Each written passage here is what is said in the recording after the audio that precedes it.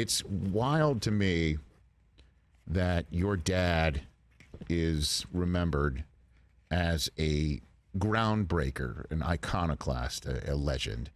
And I'm saying that because I had a front row seat to the way it all started.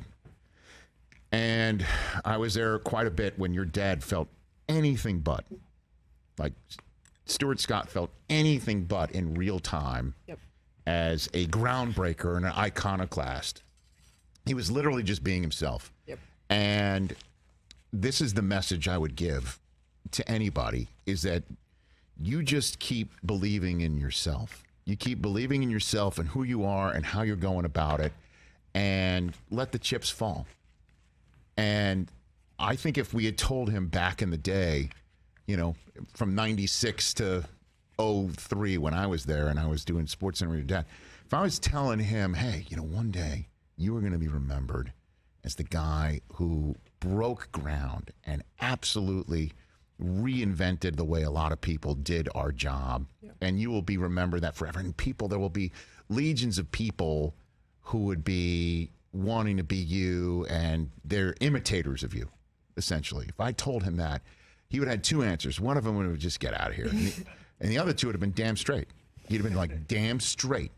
That's how I'm going to be remembered. You know, and that's not why he was doing it. That's not the motivation for doing it while he's doing it. The motivation is he's just having fun and he wanted to be successful and he was competitive. But he'd be like, damn straight. I would be. But also he'd be just like, get out of here, because there were times where he wasn't made to feel that way. To be very honest. And so that is one of the tales I like to tell about Stuart Scott, your dad, is that, you know, so many people don't believe in what they're, you know, they're told no, or they're told you're not doing it right, or you're not doing it a certain way. And you just pay no attention to that, you know. And he would be, I'm sure you know this anyway, too. I'm probably the latest person to say he was so proud of you both. I appreciate that. That is the truth. That is definitely what I can relate to most, being, you know, mid-20s. It's, I can't relate to my father's success at all. Because that's, you know, it doesn't even make sense to me, but I can relate to just doing what you do and loving it and failing at it over and over and constantly getting criticism for it, and knowing that whether you succeed or fail, or whether your producer likes you best or likes someone else best, it really is about, he had a conviction that there was a way that news could be told that would reach people. And so he was willing to kind of sacrifice whether or not, you know, he got some flack. I definitely, that is the most inspiring thing, is to be like, find what is worth working for. And keep your head down about it. And so I feel like that, I love the idea that he could be like, absolutely, that would be me. People, I'm going to have an impact. But it comes from that conviction in knowing that his work was worthwhile. I remember, because a lot of times, you know, growing up, he would tell us, he'd be like, I worked so hard. I was driven. I put in every ounce of myself into this, but I was also lucky, you know, like he also was in the right place at the right time at some point to get this opportunity. And so to work with me, you're saying, or exactly. Okay. He was like, it all boils down right here. Yeah, I'm sorry. That was the iron, Rich. The iron Eisen. Exactly. No, but I had a front row seat for that, Sydney. I had a front row seat for all of that. You know? I really, really did. And he worked his ass off. He really did. But then there would be times where he kind of felt down about it. And it was really odd to see, because he was up about absolutely everything. You know. What did you say to him? What did I say to him? Sometimes I would tell him, in all honesty, just like, what do you care?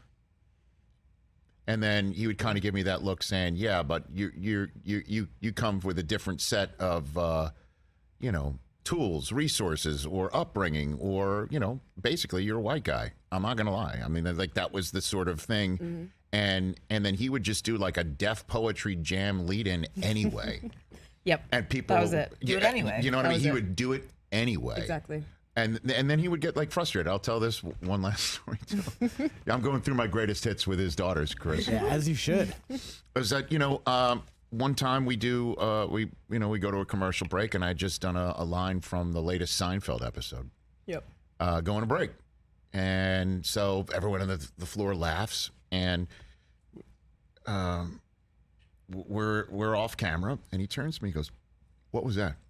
And I'm like, "What do you mean, what was that?" He goes, "What was that?" And I'm like, "That was the latest line from Seinfeld." And he goes, "Pfft." And I'm like, "What was that?" And he goes, "Brothers don't watch Seinfeld."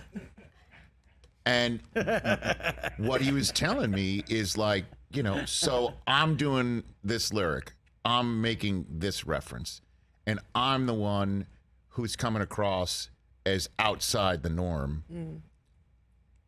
But what you just did is kind of outside the norm too. And nobody bats an eyelash about what you're doing. Yep. That's basically what I took from that conversation. I love that you both brought your cultural backgrounds to the table, because it does create such a, like, I don't know, there's people who like Seinfeld and they like Def Jam poetry. And it's like, you reach both of those audiences. And I think that that's so special. And also, again, your work marriage, it was a very beautiful place to like proliferate.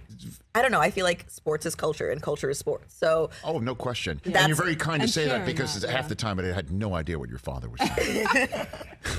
And he didn't know what what someone said on Seinfeld. Is it true somebody in the family was giving him lines and stuff like that? Was he attending like one of like your niece or nephew, one of your cousins was feeding him like the latest rap lyrics and stuff? Like that was. So he did like stay. He was on it. He was on it. But he also had his feelers out for him. He did. And I would say it was not. He obviously he loved hip hop music. And here's the thing. Now I'm able to listen to hip hop music that he had to. He would literally drive with one hand on the volume, because he had to know all the songs so that he could censor it as he drove. And he would say whether it's usable or not. Exactly. When we were driving in the car. But at the same time, he was also a huge theater nerd. Like, he was a theater kid. Sure, yeah. And so it's like, you might come with like something from Snoop Dogg, or you might come with something from the musical Wicked. He would not stop listening to that either. And so there was always, I don't know, I really love, you can find so many touchstone moments in terms of reporting, just from living in the culture and being with people. And that's what happens when you let people be themselves. Yeah. Is that you get to reach those people, and everyone who's watching gets, like, again, we've talked about it a million times, all these people who say, oh, I watched your dad, in the morning when I was eating, breakfast before I went to school. And it's just so special to me that it's like, there are so many people that felt, I don't want to say felt seen, but, felt like they, like he was talking to them. And, no doubt. And that's an incredible thing to me. Like, it's really, really incredible